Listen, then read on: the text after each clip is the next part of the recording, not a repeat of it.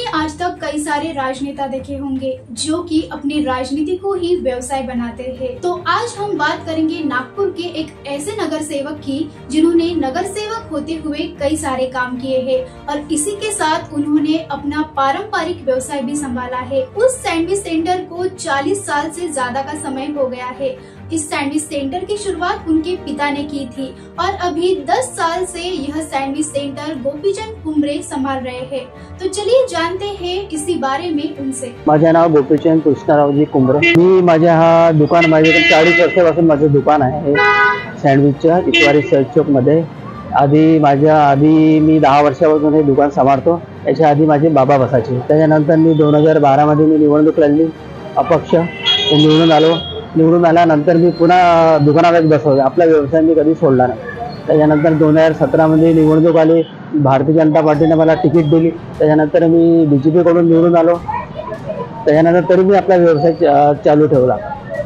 त्याच्यानंतर मी माझे रोजचे रुटीन आहे, सकाळी 6 वाजता उठणं, 2 या 3 तास प्रभागामध्ये फिरणं, त्याच्यानंतर मग झोनमध्ये जाणं, सिव्हिलमध्ये जाणं, ते फायलाची सर्व कामं करणे, त्यानंतर सायंकाळी 5 वाजता दुकानात येणं, म्हणजे माझी रोजची रुटीन आहे। प्रभागामध्ये माझे कमसे कम मी 10 वर्षात 25 या 30 करोडचे मी कामं केले। 2019 मध्ये मी दुर्बल गटात चेअरमॅन होतो नागपूर महानगरपालिकेमध्ये। तिथे मला 56 करोड रुपये फंड भेटलं होतं। असे प्रभागात मी भरपूर सारे कामं केलं। त्या बगीचेचे कामं असो, सिमेंट रोड असो, गटर लाईन असो, चेंबर असो, नळाचे पाईपलाईन असो, मोठे मोठे नाल्याचे वाल असो, गार्डन सौंदर्यीकरण करणं, हर प्रकारचे मी त्या प्रभाग 3 मध्ये आपले कामं केले।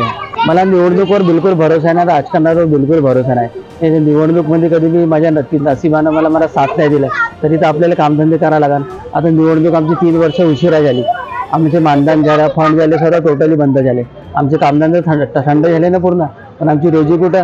रोजीरोटी म्हणजे दुकानदार, आपल्या रोजीरोटी आहे, याच्यामुळे आपण आपला घरदार सर्व याच्यामुळे चालते। तर आपण व्यवसाय अभी कधी सोडू नहीं सकत।